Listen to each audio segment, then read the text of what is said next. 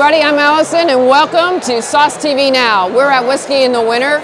I've got an empty glass right now, but you know what? There are 460 different whiskeys and we're gonna have some of these. Woo.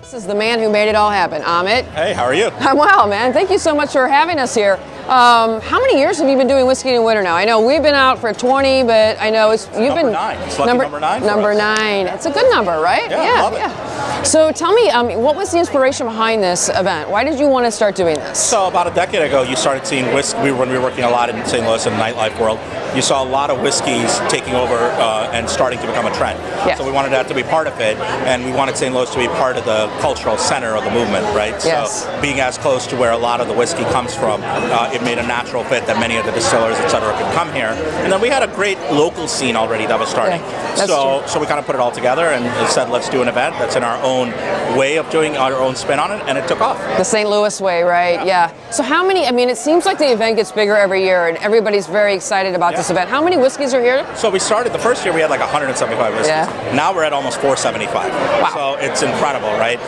Pretty much most whiskeys that are available in the area are here. We have many rare whiskeys and exotic whiskeys as well, so that also adds to the flavor. And I do have to say, this is one of my most anticipated events. I get a lot of calls on this one.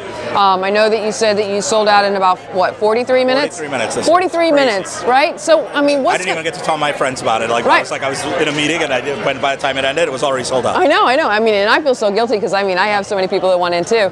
So what are you going to do? What's new? What's going to happen next? Well, next year we're going to do 2 days. Just for our 10th anniversary, we're going to do a day and a night session. Yes. A lot of people have also asked for a day session, so that's going to be interesting to see how that goes. Will you do it here? Yeah. Here? We'll be back at the Hyatt. There are partners in the event. So. Well, awesome. Well, congratulations on 9. Enjoy the event. It's going to be fantastic. Yeah, we're loving it. Thank you so much. Congratulations on 20. Yes, thank you. Hey, we're at Luxco right now, and we are having an amazing time. I'm already tasting some of your great stuff, but we also have this David Nicholson, and you know what? I understand there's a great story behind what you guys are doing. So this is David Nicholson Reserve in 1843. They actually originally started in St. Louis, Missouri in 1843. David Nicholson was a grocery store owner back in 1843 here in St. Louis. Yeah. He made this product, this wheated bourbon, in his basement until 1893 when some guy named Pappy Van Winkle bought it. Might know something about wheated bourbon. Who's that guy? Really sure. You ever heard of Pappy Van Winkle? I don't know. Never heard of him. And then in 2000, we actually, my dad actually got on the phone with Pappy Van Winkle and purchased this product back from him. And why is that so special? Well, we're actually St. Louis based, St. Louis born and raised. And that means we actually brought this product back to St. Louis full circle from 1843 to where it deserves to be in 2019, going on 2020. Its home now is at Luxco Distillers here in St. Louis and in Bardstown, and it's a hell of a drinkable product. It is. And it's delicious. It's got a great story, and it's some great flavor to it as well. Well, I love the story, and anytime we can take St. Louis, and St. Louis has got so many great historical stories, but when it comes to this thing, you guys did an amazing thing with bringing that home, and I love that it's still here in St. Louis, and you guys are still here in St. Louis. Absolutely, that's the best part about it. Homegrown, born and raised. Yeah. We've been here from the start since 1958, and no plan to leave here anytime soon. Nope. So. And you keep surprising me every year with how great the product. Oh my God! I just found one of the legends, Bobby Gleason. How are you? I'm doing great. Great to be back here in St. Louis. I love coming to Missouri. Yeah? Yeah, it's one of my favorite places. One of my favorite experiences in the mixology world is we took a trip down to Independent Stave down in Lebanon, Missouri. We actually went into the woods, cut down trees, followed the whole process of how we make barrels. Really? And Independent Staves are making the barrels for the Beam family for over 200 years. Yes. And that Missouri oak, right? Yeah, and that Maker's 46 was created by Brad Boswell. Yeah. And what it is, we take fully matured Makers and we put in some seared French oak staves, age it again for another 8 to 12 weeks. Comes out a little bit more spice. It's just fantastic. Yeah, I've had this. I think it comes up a little drier than the standard, right? It's adding that French oak spice. Yeah. And with Beam, we have you know, your traditional mash bill, high rye mash bill, and wheated mash bill. Yep. But we also make the best rye whiskey in the world. Let's try that. I want some of that right now. Let's test that. This is 127 proof cask strength rye whiskey.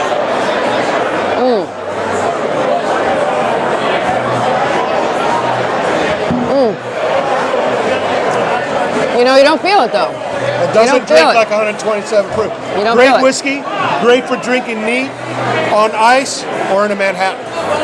You know, last time I saw you, you told me how to make a mean Manhattan.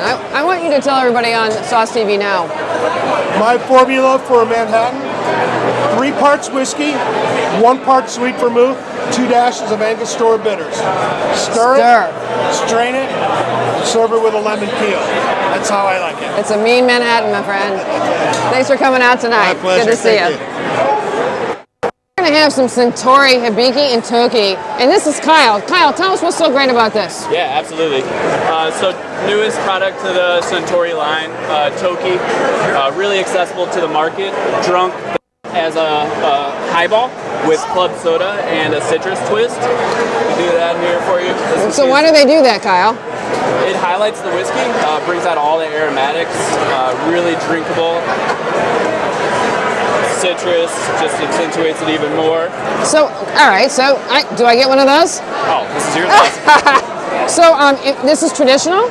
Very traditional. So why don't we don't get this here in St. Louis? I mean, is it somewhere in St. Louis? You can have this in St. Louis. Where? Absolutely. Every bar in St. Louis should be able to make a Suntory Toki highball. Really? Yeah, okay. Absolutely. Well, I think it's amazing, and I love the spirits. I mean, they're so well rounded. I mean, tell me more about just the spirit real quick. Yeah, absolutely. So Hibiki is amazing. It's a blend of whiskeys from all of Suntory's distilleries. They use all the oak profiles in the line as well. So it's the best representation of what Suntory has to offer. It's really lovely. I really love the stuff that you're doing, and I love that you're bringing the original here on tap, my friend. That's right. Thank you. Absolutely. I love Four Roses. I love a good Manhattan. And guess what? My buddy over here, Dan Gardner, he's over here. Let's go check him out.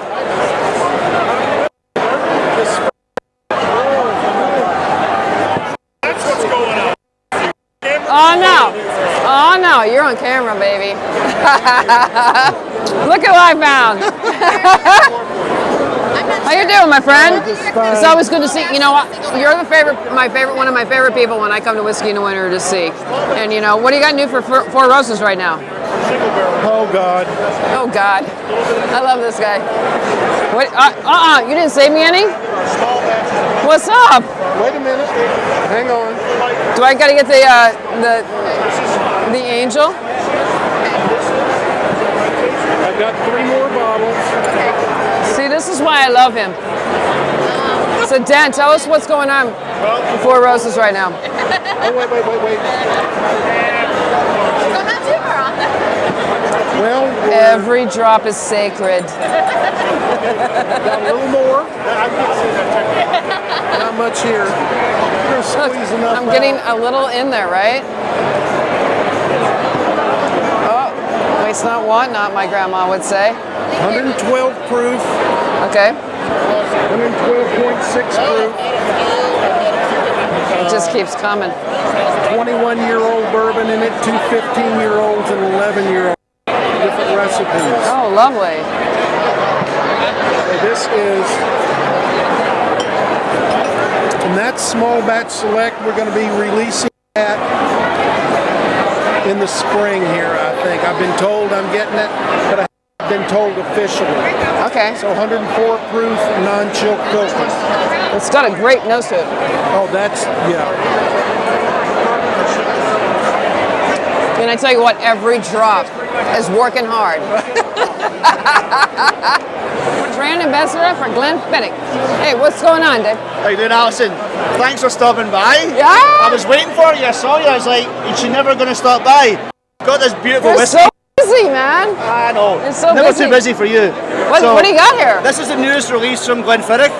It's a little Scottish and French connection. Ooh. Grand Cru is a You know I love term the French. stolen from the wine industry over there, and we partnered with some producers of some very famous sparkling wine that's aged in French oak casks for a short period of time. So we take those barrels back to Scotland, and after 23 years of aging in our American oak barrels that we bring from the US. Wait, 23? So 23-year-old. No way. And after 23 years, we put it into the French oak barrels. God. It picks up some sweetness, some complexity, and becomes even smoother and more rounded. It's phenomenal. Yes. You wanna Can we try it? some? Please. Yes, please. Okay. Hook me up. Oh my gosh. I know it's a delicate S. All right, tell me what I'm looking for here. Well, first of Oh all, my gosh, it's got a really rounded nose on it. Glenfiddich is fruity to begin with. Yes, single. It's a non-peated single malt. So I love it's not going to have the smokiness. Yeah, I love the So single. first of all, we have to cheers. Yes. So Angela, Splendid. cheers.